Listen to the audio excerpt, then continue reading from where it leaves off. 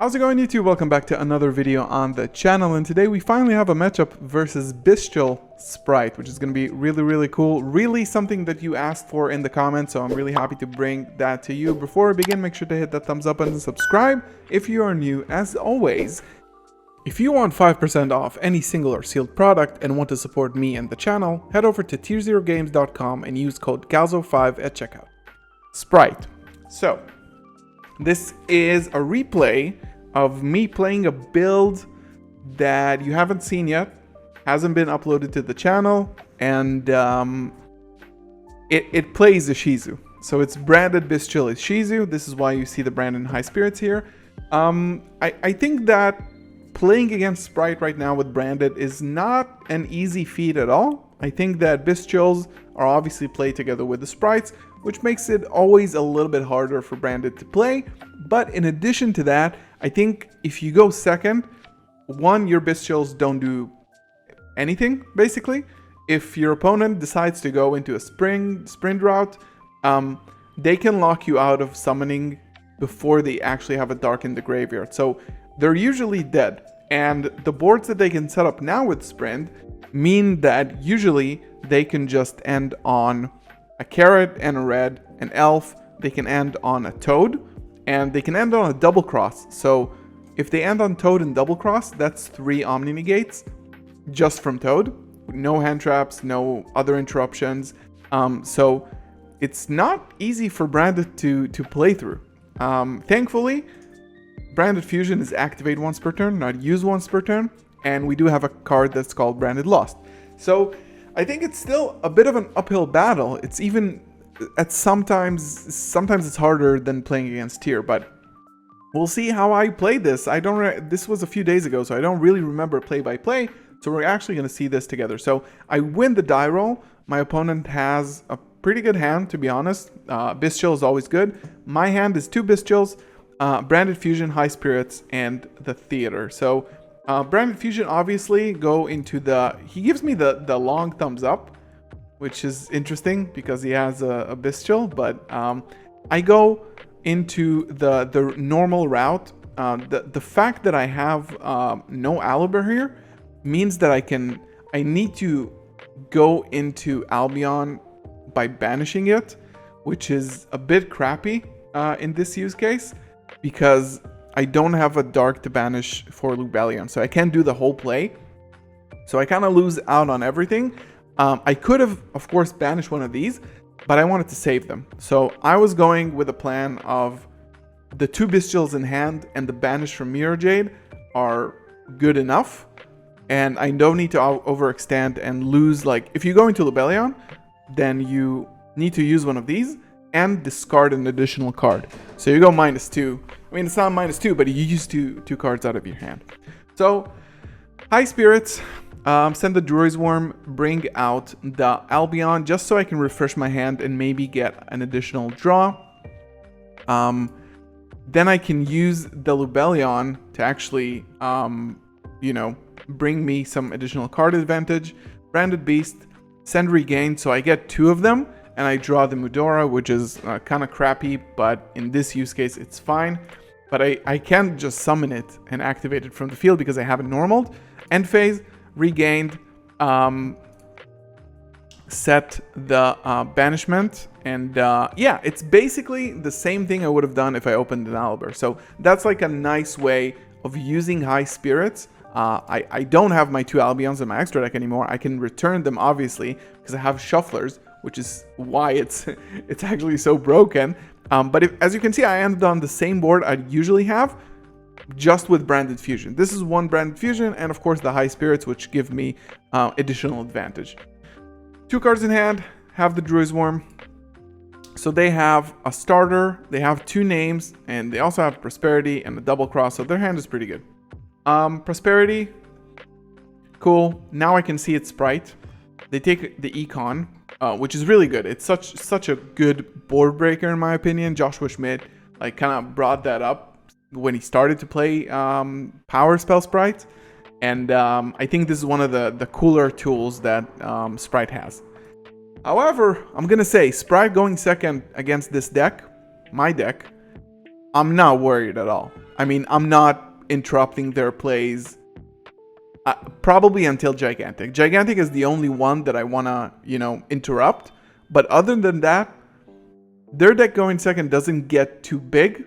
And even the biggest threat that they can have, which is Avramax, can just be banished by Mirror Jade. Or even by Branded Banishment if I have the right card. So I just let them play. I know that I'm going to get Econ. It's not a big deal for me. They lock themselves early to level 2s. Which is really good because they're not going to be able to put up a lot of damage. If they need to use the starter, I know that... So they use the starter, they bring out the first monster, they activate the effect, and here I know that if I just banish the first one, pop the second one with Beast, they simply don't play. They don't have a way of playing. So I activated the effect here for blue, just to make sure that it's banished. They try to take my Mirror Jade, but I just banish it instead, so they don't have any card advantage. Here we see the red. So again, we have to pop it, right? The normal, the special, we have to pop it. That's it. Set double cross. They don't have any way of actually playing through that. Mudora, shuffle back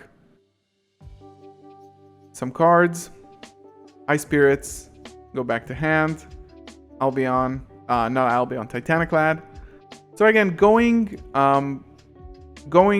second as a Spright player into this board, it's almost impossible, I think, without like significant good board breakers. I have the Ad Libitum, which is really good because I banished the Mirror Jade. This is why I still like the plays that don't revolve around Branded Fusion. So Theater is good here. I summoned it back. And now we go second. Wait, 95% of you are not subscribed? Come on, guys. If you enjoyed this video, please leave a thumbs up on the video and subscribe if you are new for more awesome content. And going second against this deck isn't easy at all, as I've said. They have a Druid's Worm, Droplet, Tactics, Jet, Beaver. I have 2 Branded Fusions, which is actually not bad since you are playing against a Toad that can negate it. So you activate one, they take it. You activate the second one, they don't have a negate on the field anymore. Lightning Storm, again, a bit iffy because they have that Toad. But we have, and of course, Opening a Tragedy, which is broken because you can chain block. So 5 cards that are extremely live here. Yeah. So they're gonna play their game. I think that Sprint is very powerful in this deck. Obviously, it's a great addition with the Beavers. It allows Sprites to just go and get Toad again. It's very easy for them now. They lock me out early, which I think is a very good call. They don't make Sprint here. I don't actually know why. Maybe they set it outside of this package, but they only end on Elf and Toad. However, they have Double Cross. So Double Cross, the relevant effect here, first of all, they can take one of my monsters and attach it. Second, they can special summon a monster from the graveyard to an arrow. So they can actually use Toad before the main phase, like in the draw phase or standby phase, and they can just use the trap to bring it back, and they still get to have their elf revive. So that's 3 Toads, basically. Soft ones per turn is 3 different copies. And they have a Droplet, which is interesting, I think. Like, what do you send? Like Tactics, maybe. But let's see. I think that I kind of want to go and waste those negates. I also draw Evenly Matched for turn. So I know that if I go battle phase, they probably activate Elf to some capacity, but maybe not. Maybe they just say, okay, screw it, Toad. What I could have done is go, because I kind of wanted to kill them this turn because I have a lot of gas in my hand. So, and they only have 2 cards, which is, it's fine usually. What I could have done is go battle phase, Evenly Matched. It gets negated, then I can Lightning Storm the back row, but in this case they have Double Cross, so they just bring back the Toad, and I kind of end up nowhere, like spending 2 cards to get rid of 1 card, essentially. So that's not good enough. Opening could have also been good to grab the Branded Lost. I'm not sure why I didn't do this here. But Branded Fusion, it's a must negate. And I know now that I don't have monsters, I can just activate the second Branded Fusion and it will get resolved. So Toad effect in the graveyard. Lightning Storm the back row. They bring back the Toad. Activate the opening. Chainlink 1, Chainlink 2. Which is pretty good actually, because I can bring the Lost. And the thing is with the Lost is that they can just negate it. But I think I miscalculated what I had to do. And I actually played it really bad. I could have won this easily.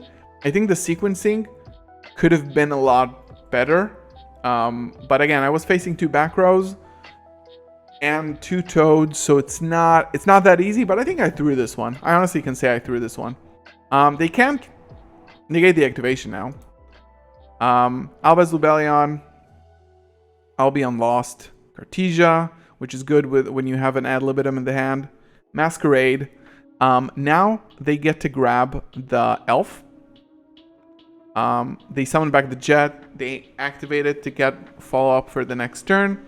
And they start paying. And I think if you go against Spright, one, they don't have big bodies. So it's really hard for them to just like beat over a Masquerade. They do play Bystials, of course. But putting up 2 Masquerades against Spright is pretty devastating. They have a lot of effects to activate. And if they want to clear your board, they have to really invest a lot of resources. So I go battle phase, kill everything basically. They started this turn with 2 cards in hand. They have 5 now. I do this for another Masquerade, get a pop. Albion, Cartesia.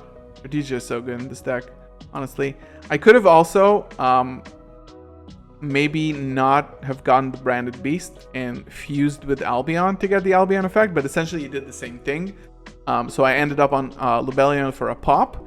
Banishment, which is actually very good against Spright, because if they have Gigantic and one of the Dark Monsters, you just fuse them away, which is really good.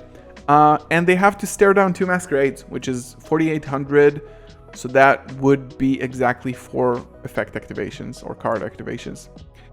So yeah, I think that the main takeaways here, I thought I lost this game too, but I didn't.